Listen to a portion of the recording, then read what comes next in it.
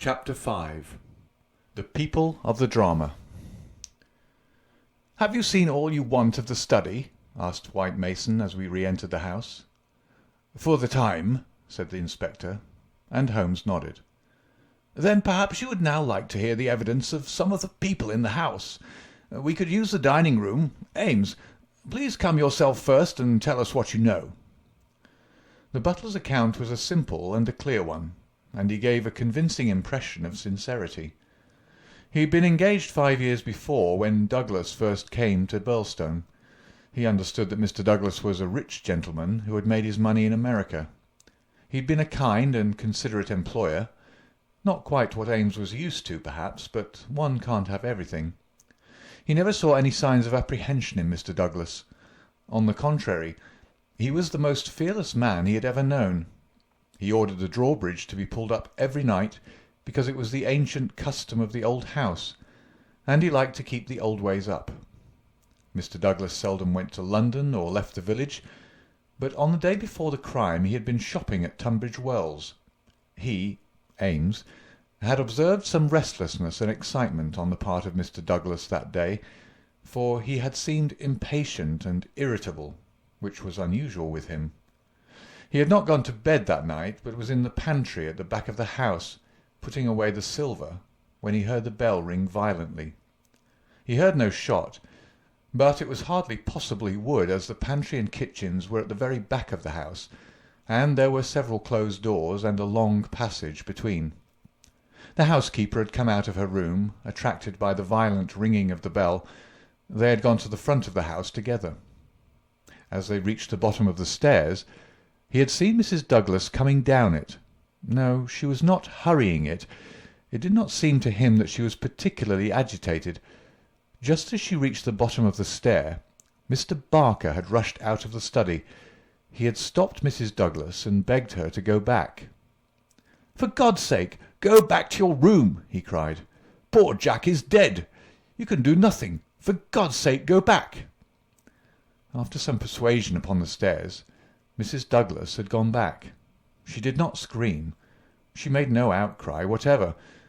Mrs. Allen, the housekeeper, had taken her upstairs and stayed with her in the bedroom. Ames and Mr. Barker had then returned to the study, where they had found everything exactly as the police had seen it.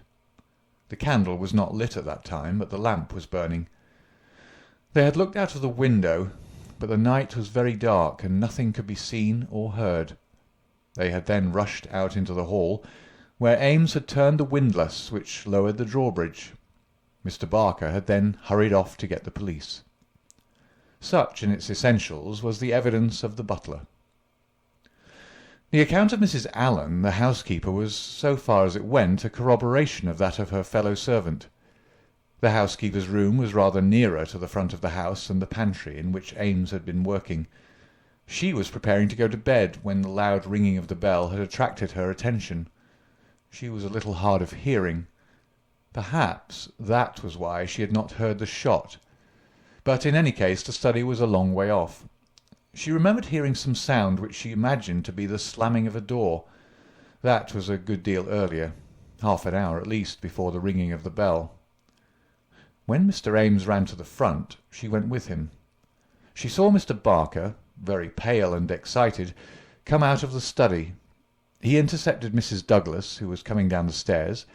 He entreated her to go back, and she answered him, but what she said could not be heard. "Take her up. Stay with her," he had said to Mrs. Allen. She had therefore taken her to the bedroom and endeavoured to soothe her. She was greatly excited, trembling all over, but made no other attempt to go downstairs. She just sat in her dressing-gown by her bedroom fire, with her head sunk in her hands. Mrs. Allen stayed with her most of the night. As to the other servants, they had all gone to bed, and the alarm did not reach them until just before the police arrived. They slept at the extreme back of the house, and could not possibly have heard anything. So far the housekeeper could add nothing on cross-examination save lamentations and expressions of amazement. Cecil Barker succeeded Mrs. Allen as a witness. As to the occurrences of the night before, he had very little to add to what he had already told the police. Personally, he was convinced that the murderer had escaped by the window. The bloodstain was conclusive, in his opinion, on that point. Besides, as the bridge was up, there was no other possible way of escaping.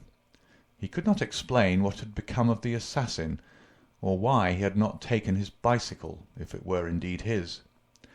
He could not possibly have been drowned in the moat, which was at no place more than 3 feet deep. In his own mind he had a very definite theory about the murder. Douglas was a reticent man, and there were some chapters in his life of which he never spoke. He had emigrated to America when he was a very young man. He had prospered well, and Barker had first met him in California, where they had become partners in a successful mining claim at a place called Benito Canyon. They had done very well, but Douglas had suddenly sold out and started for England.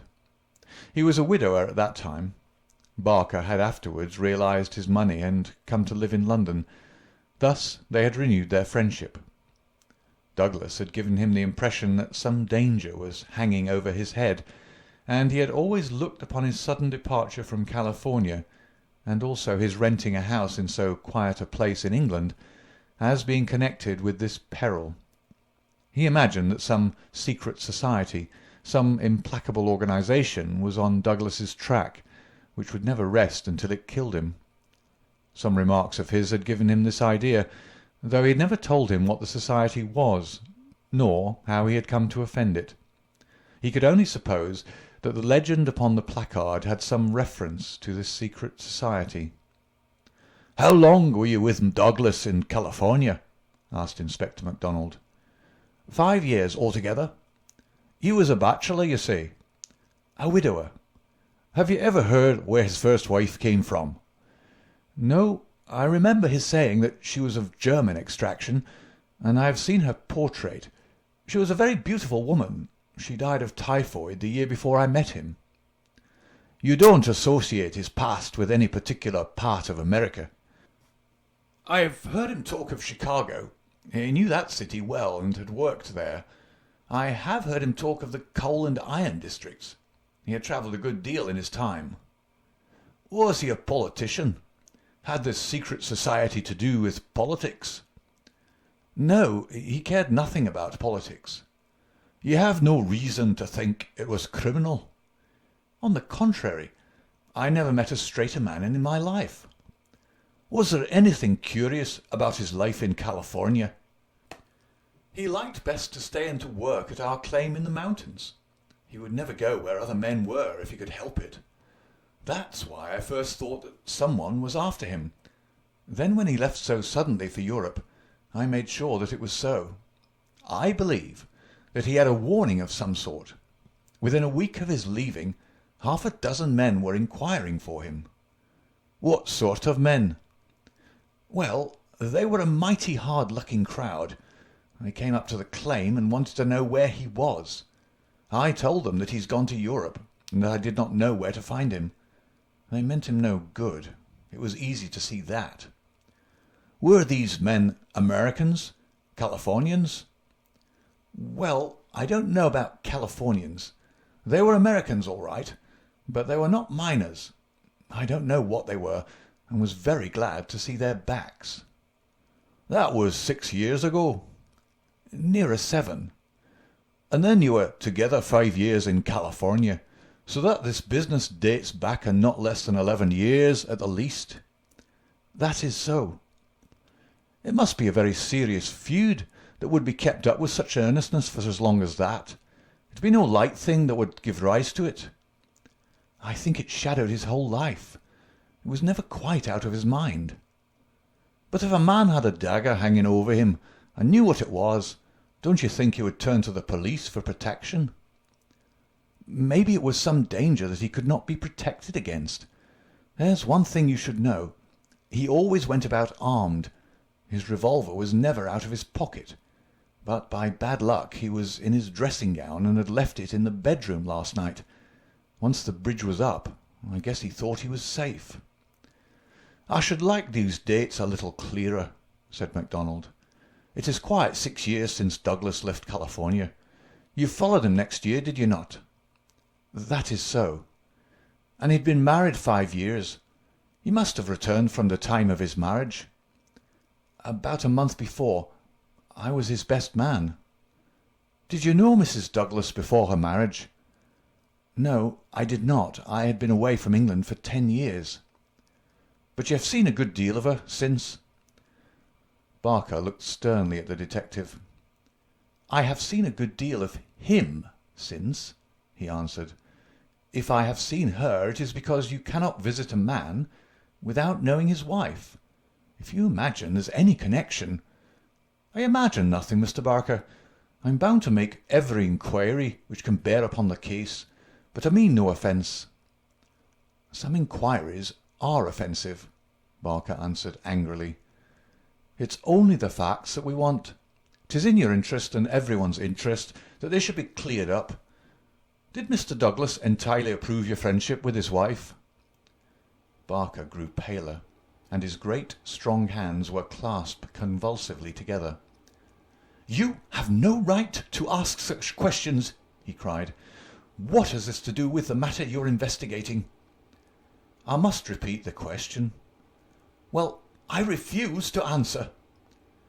"You can refuse to answer, but you must be aware that your refusal is in itself an answer, for you would not refuse if you had nothing to conceal." Barker stood for a moment, with his face set grimly and his strong black eyebrows drawn low in intense thought. Then he looked up with a smile. "Well, I guess you gentlemen are only doing your clear duty after all, and I have no right to stand in the way of it. I'd only ask you not to worry Miss Douglas over this matter, for she has enough upon her just now. I may tell you that poor Douglas had just one fault in the world, and that was his jealousy. He was fond of me. No man could be fonder of a friend, and he was devoted to his wife. He loved me to come here, and was forever sending for me. And yet, if his wife and I talked together, or there seemed any sympathy between us, a kind of wave of jealousy would pass over him, and he would be off the handle and saying the wildest things in a moment. More than once I've sworn off coming for that reason, and then he would write me with such penitent, imploring letters that I just had to. But you can take it from me, gentlemen, if it was my last word, that no man ever had a more loving, faithful wife, and I can say also no friend could be more loyal than I." It was spoken with fervour and feeling, and yet Inspector MacDonald could not dismiss the subject. "You are aware," said he, "that the dead man's wedding ring has been taken from his fingers?" "So it appears," said Barker. "What do you mean by 'appears'? You know it as a fact." The man seemed confused and undecided. "When I said 'appears,' I meant that it was conceivable that he had himself taken off the ring." "The mere fact that the ring should be absent, whoever may have removed it, would suggest to anyone's mind, would it not, that the marriage and the tragedy were connected?" Barker shrugged his broad shoulders. "I can't profess to say what it means," he answered, "but if you mean to hint that it could reflect in any way upon this lady's honour—" His eyes blazed for an instant, and then with an evident effort he got a grip upon his own emotions. "Well, you are on the wrong track, that's all." "I don't know that I've anything else to ask you at present," said MacDonald coldly. "There was one small point," remarked Sherlock Holmes. "When you entered the room there was only a candle lighted on the table, was there not?" "Yes, that was so." "By its light you saw that some terrible incident had occurred?" "Exactly." "You at once rang for help?" "Yes." "And it arrived very speedily?" "Within a minute or two." "And yet when they arrived they found that the candle was out and that the lamp had been lighted. That seems very remarkable." Again Barker showed some signs of indecision. "I don't see that it was remarkable, Mr. Holmes," he answered after a pause. "The candle threw a very bad light. My first thought was to get a better one. My lamp was on the table, so I lit it." "And blew out the candle?" "Exactly." Holmes asked no further question, and Barker, with a deliberate look from one to the other of us, which had, as it seemed to me, something of defiance in it, turned and left the room. Inspector MacDonald had sent up a note to the effect that he would wait upon Mrs. Douglas in her room, but she had replied that she would meet us in the dining-room. She entered now, a tall and beautiful woman of 30, reserved and self-possessed to a remarkable degree, very different from the tragic and distracted figure I had pictured. It is true that her face was pale and drawn, like that of one who had endured a great shock, but her manner was composed, and the finely moulded hand which she rested upon the edge of the table was as steady as my own. Her sad appealing eyes travelled from one to the other of us with a curiously inquisitive expression.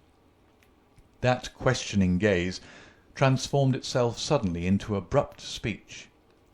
"Have you found anything out yet?" she asked. Was it my imagination that there was an undertone of fear rather than of hope in the question? "We have taken every possible step, Mrs. Douglas," said the inspector. "You may rest assured that nothing will be neglected." "Spare no money," she said in a dead even tone. "It is my desire that every possible effort should be made." "Perhaps you can tell us something which may throw some light upon the matter." "I fear not, but all I know is at your service." "We've heard from Mr. Cecil Barker that you did not actually see, that you were never in the room where the tragedy occurred." "No, he turned me back upon the stairs. He begged me to return to my room." "Quite so. You had heard the shot, and you had at once come down." "I put on my dressing-gown, and then came down."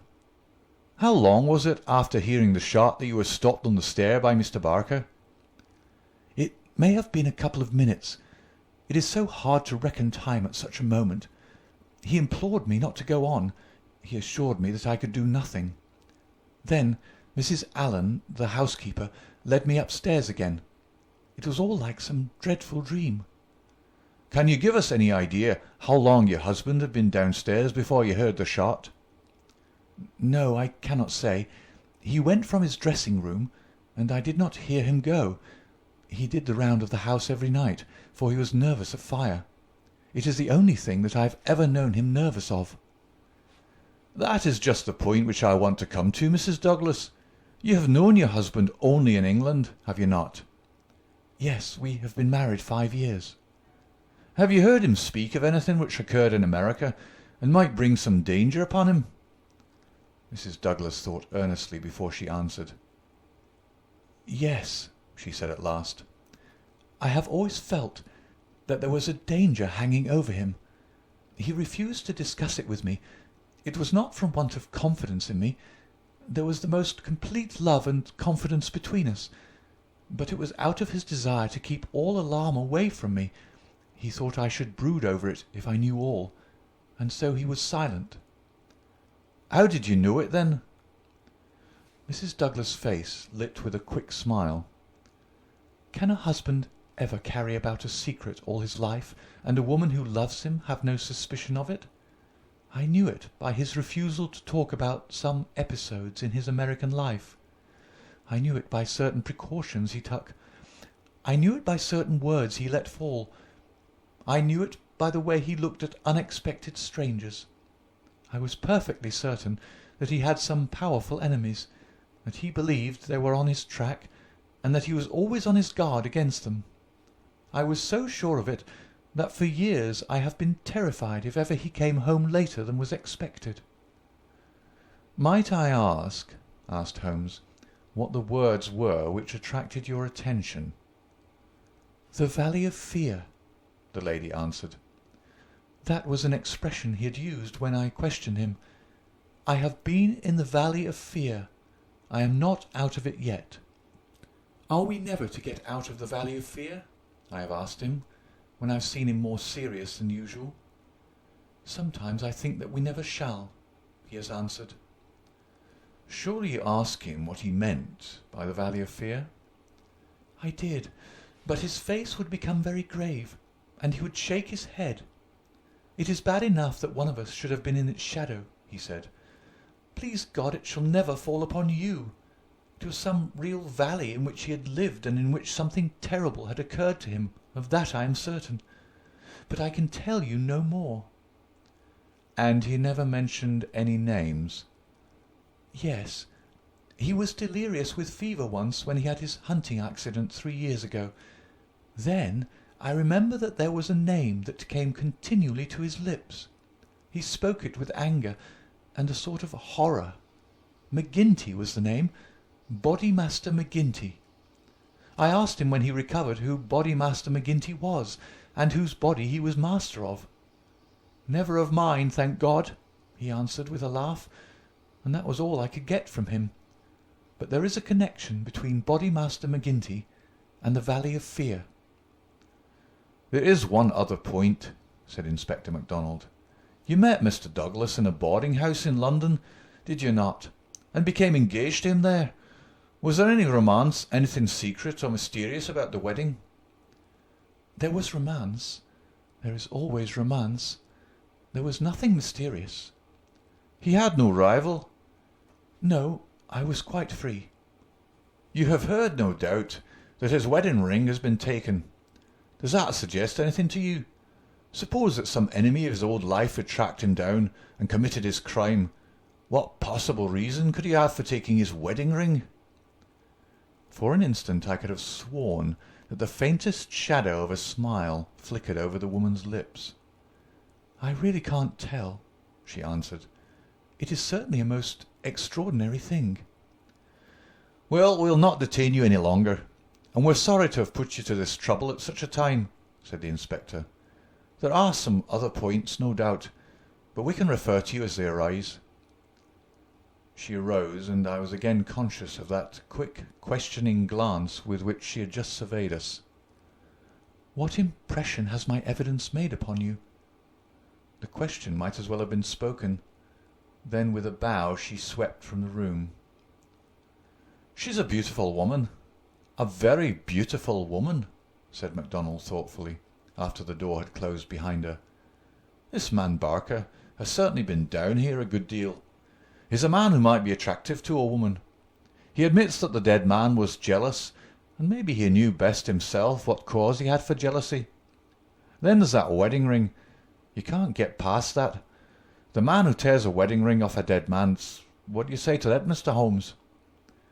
My friend had sat with his head upon his hands, sunk in the deepest thought. Now he rose and rang the bell.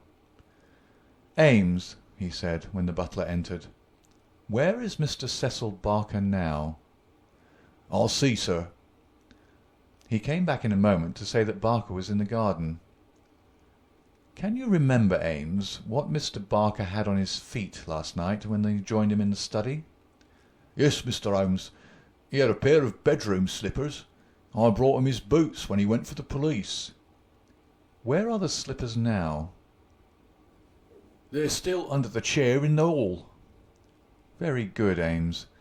It is, of course, important for us to know which tracks may be Mr. Barker's and which from outside." "Yes, sir. I may say that I noticed that the slippers were stained with blood. So indeed were my own." "That is natural enough, considering the condition of the room. Very good, Ames. We will ring if we want you." A few minutes later we were in the study. Holmes had brought with him the carpet slippers from the hall. As Ames had observed, the soles of both were dark with blood. "Strange," murmured Holmes as he stood in the light of the window and examined them minutely. "Very strange indeed." Stooping with one of his quick feline pounces, he placed the slipper upon the blood mark on the sill. It exactly corresponded. He smiled in silence at his colleagues. The inspector was transfigured with excitement. His native accent rattled like a stick upon railings. "Man," he cried, "there's not a doubt of it. Barker has just marked the window himself. It's a good deal broader than any bootmark. I mind you said it was a splay foot, and here's the explanation. But what's the game, Mr. Holmes? What's the game?" "Aye, what's the game?" my friend repeated thoughtfully. White Mason chuckled and rubbed his fat hands together in his professional satisfaction. "I said it was a snorter," he cried, "and a real snorter it is." End of chapter 5.